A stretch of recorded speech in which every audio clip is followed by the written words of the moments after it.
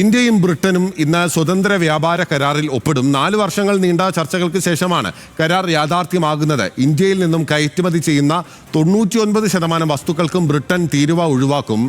Gautam അമ്രകുഞ്ഞം international ഡെസ്കിൽ നിന്ന് നമുക്കൊപ്പം ചേരുകയാണ്. Gautam, good morning. ഇന്ത്യയെ സംബന്ധിച്ച് വളരെ പ്രതീക്ഷാ നിർഭരമായിട്ടുള്ള ഒരു വിവരമാണല്ലോ.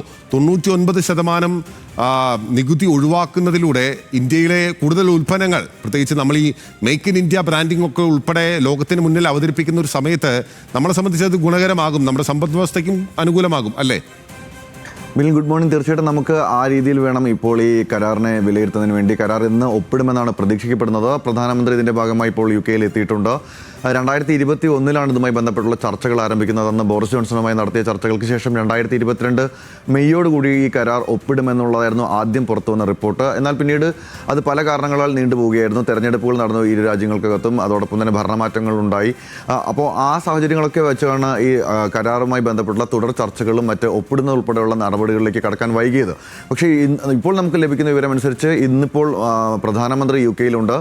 അതുകൊണ്ട് തന്നെ അവിടെ നടക്കുന്ന ചർച്ചകൾക്ക് ശേഷം ഇന്ന് ആ കരാർ ഒപ്പിടുമെന്നതാണ്. പക്ഷേ കരാർ ഒപ്പിട്ടാൽ പോലും അത് പ്രാബല്യത്തിൽ വരുന്നതിന് ഏകദേശം 1 വർഷത്തെ കാലതാമസം എടുക്കും. കേന്ദ്ര മന്ത്രിസഭ അത് അംഗീകരിക്കേണ്ടതുണ്ട്. ഒപ്പം തന്നെ ബ്രിട്ടീഷ് പാർലമെന്റിൽ ഇക്കാര്യം സംബന്ധിച്ചുള്ള ചർച്ചകൾ നടന്നത് അംഗീകരിക്കപ്പെടേണ്ടതുണ്ട്.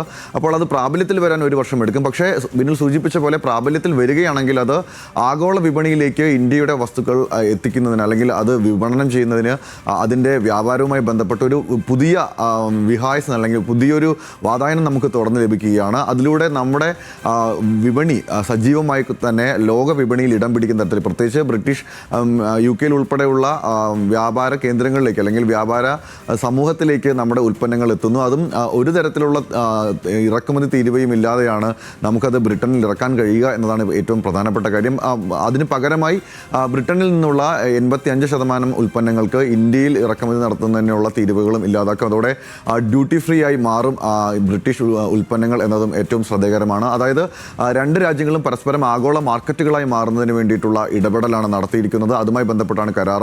ഈ കരാർ പ്രാബല്യത്തിൽ വന്നാൽ വസ്ത്രമേഖല, അതോടൊപ്പം തന്നെ പാദരക്ഷകളുടെ മേഖല, ഒപ്പം ഓട്ടോമൊബൈൽ തുടങ്ങിയിട്ടുള്ള വിവിധ മേഖലകളിൽ സ്വതന്ത്രമായിട്ടുള്ള വ്യാപാരത്തിന് വഴിയൊരുക്കും. അത് തീർച്ചയായിട്ടും ഇന്ത്യൻ സമ്പദ്ഘടനയ്ക്ക് ഈ സാഹചര്യത്തിൽ വലിയ ഗുണം ചെയ്യുമെന്ന് തന്നെയാണ് പ്രതീക്ഷിക്കുന്നത്. ഓക്കെ, ആ പ്രതീക്ഷ നമുക്ക് വെച്ചു പുലർത്താം. എന്തായാലും ഇന്ത്യക്ക് അനുകൂലമായി വരും എന്ന വിലയിരുത്തലാണ് ഈ ഘട്ടത്തിൽ നമുക്ക് നടപ്പിലാക്കാൻ കഴിയുന്നത്. അപ്പോൾ അതങ്ങനെ അനുകൂലമായി തന്നെ വരട്ടെ എന്ന് നമുക്ക് ആശ്വസിക്കാം, അല്ലെങ്കിൽ ആശംസിക്കാം. ഗൗതം അമർകുഞ്ഞമാണ് വിവരങ്ങളുമായി നമുക്കൊപ്പം ചേർന്നത്.